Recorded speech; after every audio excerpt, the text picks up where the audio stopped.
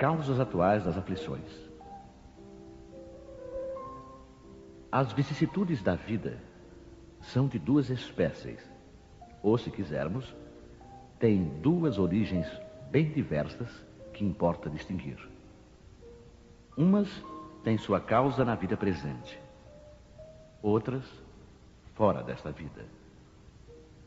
Remontando à fonte dos males terrenos, reconhece-se que muitos são a consequência natural do caráter e da conduta daqueles que os sofrem. Quantos homens caem por sua própria culpa? Quantos são vítimas de sua imprevidência, de seu orgulho e de sua ambição?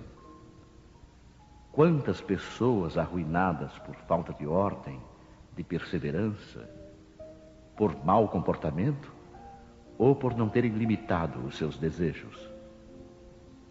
Quantas uniões infelizes porque resultaram dos cálculos do interesse ou da vaidade, nada tendo com isso o coração?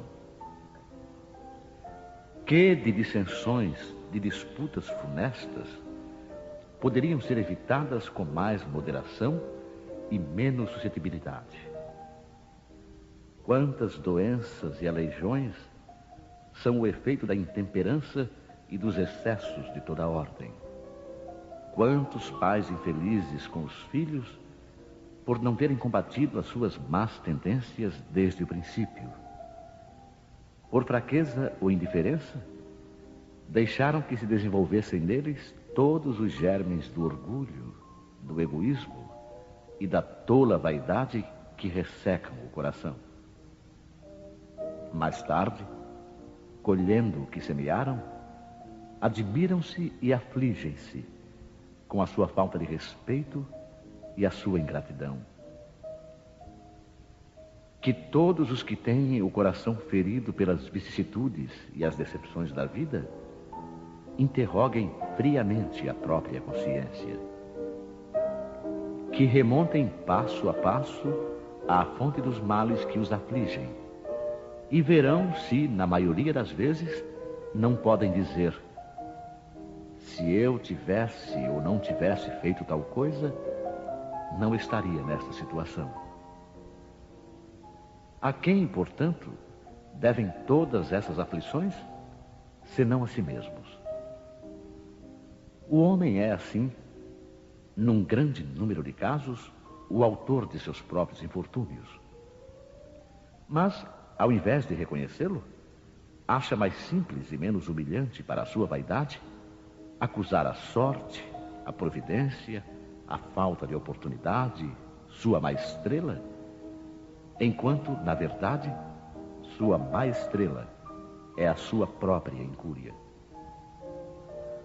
Os males dessa espécie constituem seguramente um número considerável das vicissitudes da vida. O homem os evitará quando trabalhar para o seu adiantamento moral e intelectual. A lei humana alcança certas faltas e as pune. O condenado pode então dizer que sofreu a consequência do que praticou. Mas a lei não alcança nem pode alcançar a todas as faltas. Ela castiga especialmente as que causam prejuízos à sociedade e não as que prejudicam apenas os que as cometem. Mas Deus vê o progresso de todas as criaturas. Eis porque não deixa impune nenhum desvio do caminho reto. Não há uma só falta, por mais leve que seja, uma única infração à sua lei que não tenha consequências forçosas e inevitáveis, mais ou menos desagradáveis. Donde se segue que nas pequenas como nas grandes coisas, o homem é sempre punido naquilo em que pecou.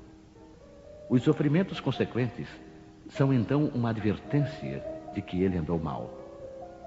Dão-lhe a experiência e o fazem sentir a diferença entre o bem e o mal, bem como a necessidade de se melhorar para evitar no futuro o que já foi para ele uma causa de mágoas.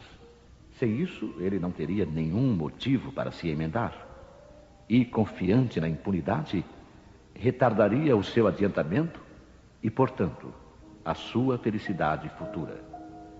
Mas a experiência chega algumas vezes um pouco tarde. E quando a vida já foi desperdiçada e perturbada, gastas as forças e o mal é irremediável, então o homem se surpreende a dizer: se no começo da vida eu soubesse o que hoje sei, quantas faltas teria evitado. Se tivesse de recomeçar, eu me portaria de maneira inteiramente outra. Mas já não há mais tempo. Como o trabalhador preguiçoso que diz: perdi o meu dia, ele também diz: perdi a minha vida.